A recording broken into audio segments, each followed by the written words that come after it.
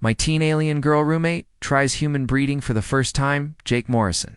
Had never expected his life to become this complicated when he signed up for the interspecies cultural exchange program at his college, but here he was standing in his small apartment watching a purple-skinned alien girl named Zara unpack her belongings with 6 nimble fingers on each hand. Zara was from a planet called Viridian, located somewhere in the Andromeda galaxy, and she had arrived on Earth just 3 days ago as part of a historic agreement between her world and humanity.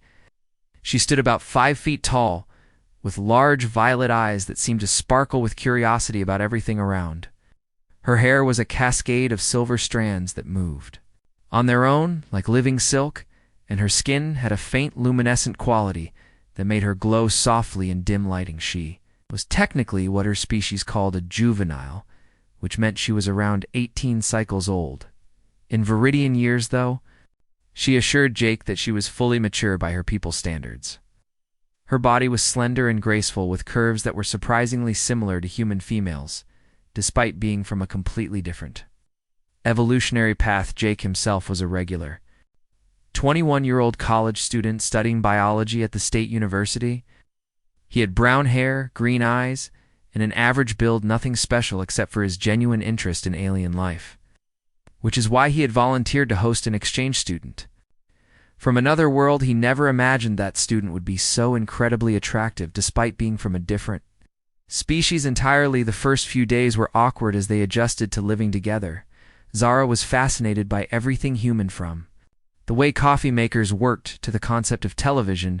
She would spend hours examining everyday objects with the wonder of a child discovering the world for the first time. Jake found her curiosity endearing, though it sometimes led to amusing mishaps, like the time she tried to water his cactus with orange juice thinking all liquids were interchangeable. One evening, as they sat together on the couch watching a nature documentary about lions, Zara turned to Jake with those enormous violet eyes filled with questions. She had been learning English rapidly through a translation device implanted behind her ear, but sometimes her phrasing was still charmingly awkward. Jake, she said softly, do humans mate for life like some of these Earth creatures? Jake nearly choked on his soda. He had been expecting questions about culture or technology, not about mating. He cleared his throat, feeling heat rise to his cheeks. Well, not exactly, he stammered. Some do, some don't. It depends on the individuals involved. Zara tilted her head in that peculiar way she had when processing new information on Viridian. We have specific breeding seasons, and partnerships are arranged by compatibility algorithms to ensure genetic diversity, but I have noticed that humans seem to form bonds based on emotional connections rather than logical analysis. Yeah, that's pretty accurate, Jake agreed, trying to keep his voice steady. Humans tend to follow their hearts more than their heads when it comes to relationships. How interesting, Zara murmured, her fingers absently tracing patterns on the couch cushion. I have been studying human reproduction in my xenobiology classes, but the textbooks do not explain the emotional components very well. They focus only on the biological mechanics. Jake felt his face growing warmer. What exactly do you want to know? Zara looked at him with complete innocence, seemingly unaware of how flustered he was becoming. I want to understand what it feels like, she said, simply the texts describe the physical processes but not the sensations or emotions involved in my species. Breeding is a clinical process done in designated facilities with medical supervision, but human mating seems to be much more personal and intimate. This was definitely not a conversation Jake had prepared for when he signed up to host an alien. He rubbed the back of his neck, trying to figure out how to respond. It is personal, he said carefully, for most humans anyway. It's not just about reproduction. It's about connection and trust and sharing something special with someone you care about. Zara's eyes seemed to glow brighter with fascination. Would you help me understand? She asked. What do you mean? Jake's heart was suddenly pounding. I mean, would you allow me to experience human breeding with you? Zara said, as casually as if she were asking him to help her with homework. My research would be incomplete without first-hand experience, and I trust you more than any other human I have met. Jake stared at her, completely speechless. His brain seemed to have short-circuited. Zara, you can't just ask someone that, he finally managed to say. It's not that simple. Why not? Zara asked, genuinely confused. You are unmated. I am unmated. We are compatible. Insize and I have confirmed that my species can safely engage in physical intimacy with humans without harm to either party. The medical scans I underwent before coming to Earth verified this. That's not the point, Jake said, running his hand through his hair. It's about feelings and attraction and consent. It's not just a scientific experiment, but I do feel attracted to you, Zara said, tilting her head again. Your scent is pleasing. Your appearance is aesthetically appealing by both human and Viridian standards, and I enjoy your company.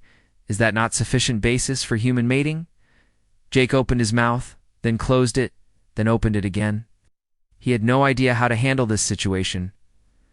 Part of him was tempted, very tempted, because despite being from another planet, Zara was undeniably beautiful, and he had developed genuine affection for her over the past few days.